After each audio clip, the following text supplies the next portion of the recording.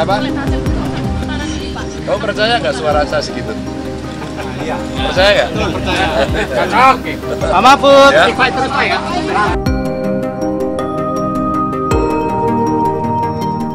Nah, di sini akhirnya juga keluar ya hasil quick count pada Pilpres pada 14 Februari kemarin.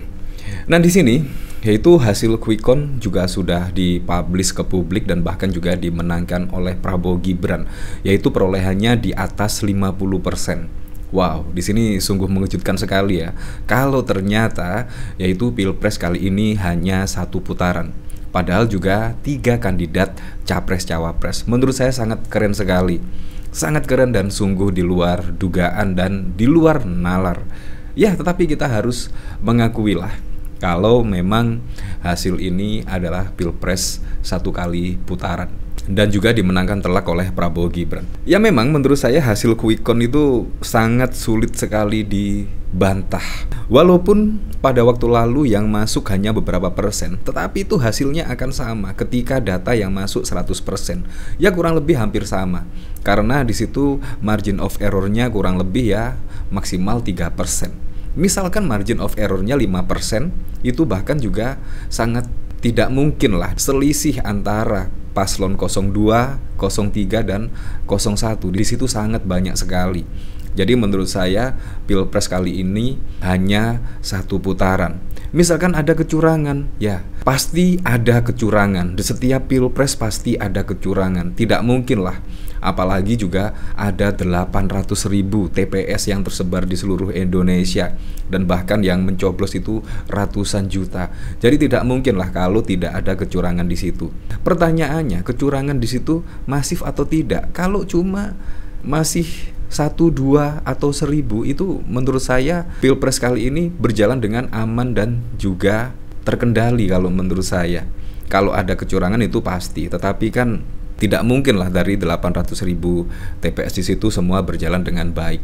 Walaupun hasil Pilpres dimenangkan oleh Pak Prabowo dan juga Gibran, tetapi yang sungguh keren sekali yaitu PDIP masih bertengger di nomor 1. Di sini sungguh di luar dugaan juga ya.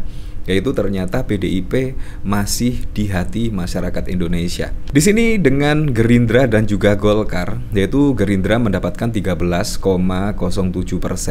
dan di sini PDIP memperoleh 20,97%. Ya, kalau dibulatkan di sini mendapatkan 21%, sedangkan Golkar 17,08%. Nah, yang cukup mengejutkan di sini adalah apa?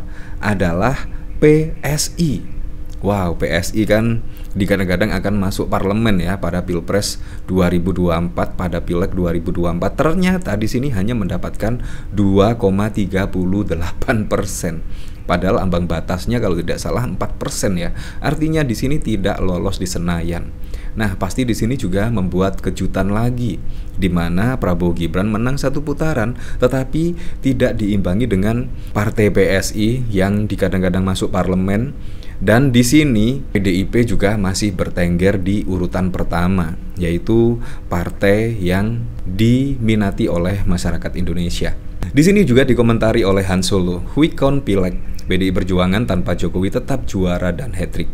Gerindra turun, kalah oleh Partai Golkar, dan PSIID tetap stabil, tidak lolos ke Senayan. Bahkan pada waktu lalu juga ada respon dari Ganjar Pranowo dan bahkan juga ada respon dari Anies Baswedan, yaitu merespon tentang quick count pada Pilpres 2024. Ya, di sini sungguh di luar dugaan, yaitu Ganjar memperoleh 16%. Sangat-sangat di luar dugaan dan sangat mengagetkan sekali. Apalagi juga pendukung-pendukung Ganjar di sini sangat mengagetkan sekali. Dan saya juga seperti gimana gitu ya melihat Ganjar yang memperoleh 16%, padahal kalau kita lihat antusias masyarakat ketika kampanye di situ, bahkan juga Anda bisa melihatnya sendiri lah di kampanye-kampanye Ganjar dan Pak Mahfud selalu ramai. Tetapi ya kenyataannya memang masyarakat Indonesia menjatuhkan pilihan ke paslon 02 ya, kita harus mengakui lah. Nah, seperti ini adalah respon Ganjar Pranowo ketika ditanya soal quick count. Kamu percaya nggak suara saya cuman begitu? Seperti ini videonya. Pak, melihat hasil quick count yang satu putaran ini bagaimana Pak? Kenapa? Melihat hasil quick count satu putaran ini Pak. Kamu percaya nggak suara saya segitu? Iya. Percaya nggak? Percaya. Cocok. Pak Mahfud. Ya. Oh iya. Pak Mahfud. Ya seperti itu, percaya nggak suara saya cuman begitu. Memang di sini sangat mengejutkan, tetapi memang dari hasil quick count di sini sangat sulit sekali terbantahkan walaupun ada kecurangan dan lain sebagainya. Di situ menurut saya ya fenomena yang wajar lah di pemilu, apalagi juga menjaga TPS 800 ribuan pasti 1, 2, 3, 10, 20 itu menurut saya hal yang wajar. Nah dari sini saya juga penasaran kira-kira komentar-komentarnya seperti apa ya. Di sini bahkan juga dikomentari oleh Denny Siregar. Kamu percaya nggak suara saya cuma segitu? Nah di sini dari Atur, nggak busernya, nggak capresnya aku banget. Suara Pak Ganjar kok bisa kecil gini? Apa ada hubungannya yang kemarin beredar sistem KPU yang coba diinput ke 03 tapi yang nambah ke 02 dan 03 malah suaranya berkurang dan nggak bisa diedit? Ya kita lihat sajalah perkembangan di sini. Pasti juga akan ada investigasi lebih lanjut oleh tim dari pemenangan Ganjar Pranowo dan Pak Mahfud MD. Di sini dari Kevin, nah seperti ini. Di sini dari Nan, saya percaya Pak, emang segitu Pak, mending suara 01 masih agak lebih banyak. Percaya dong kamu, karena booster Ganjar tidur melulu padahal bayar aja Pak. Ya di sini di tempat saya segini Pak Ganjar Pranowo. Ya di sini cukup keren sekali, sangat banyak sekali di sini. Ganjar Pranowo meragukan hasil sementara quick count Pilpres 2024 oleh sejumlah lembaga survei. Kalau nggak ada rendah hatinya sama sekali ya, kan memang segitu doang Om, angkuh padahal nggak sebagus itu. Ya seperti itu. Di sini bahkan ada yang cukup mengejutkan sekali ya. Di sini real count penghitungan KPU ID, amin beda perolehan dengan quick count. Semoga masih ada harapan. Ya di sini bahkan dari data rekapitulasi nasional, tidak tahu ya di sini sumbernya seperti apa, tidak tahu. Di sini data rekapitulasi nasional ya, kemungkinan dari pihak Anies Baswedan dan Muhaimin Iskandar. Di sini mendapatkan 41,91%, sedangkan Prabowo Gibran mendapatkan 42,22%, sedangkan Ganjar Pranowo dan Pak Mahfud 15,5%.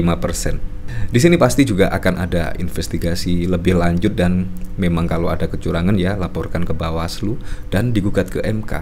Ya, seperti halnya pada waktu lalu ya, pada Pilpres 2014 dan 2019. Tetapi menurut saya sangat sulit sekali, sangat susah sekali. Kalau ada pelanggaran dari video-video ya memang diakui ada pelanggaran. Tetapi memang dari 800.000 TPS sangat susah sekali menurut saya kalau tidak ada pelanggaran sama sekali. Nah di sini dari Ria Hail, bagi 02, kalaupun menang, kecurangan yang dilakukan benar-benar nyata. Ini di webnya siapa? Ini situs KPU resmi. Lalu banget pendukung Anies anjir. Akan kita balas ke putaran kedua. Ya, seperti itulah. Tadi jam 3 dini hari. Seperti itu. Di sini malah dimenangkan oleh Anies Baswedan dan Muhaimin Iskandar. Jika ada kecurangan pemilu harus dibasmi, jangan biarkan kecurangan itu memecah belah rakyat Indonesia. Jika saya ketua KPU Bawaslu, maka kecurangan itu tidak boleh terjadi meskipun peluru harus menembus. Wah, ya semoga sajalah Indonesia baik-baik saja. Menurut saya siapapun presidennya kita harus mendukung penuh dan kita kawal semua janji-janji kampanyenya, semua program-programnya. Menurut saya itulah yang terpenting. Siapapun presidennya harus kita kawal program dan janji-janjinya supaya bisa terrealisasi ke masyarakat luas. Apapun itu untuk Pilpres 2024 mendatang, semoga saja berjalan dengan aman, berjalan dengan lancar, dan yang paling penting berjalan dengan jujur dan juga adil.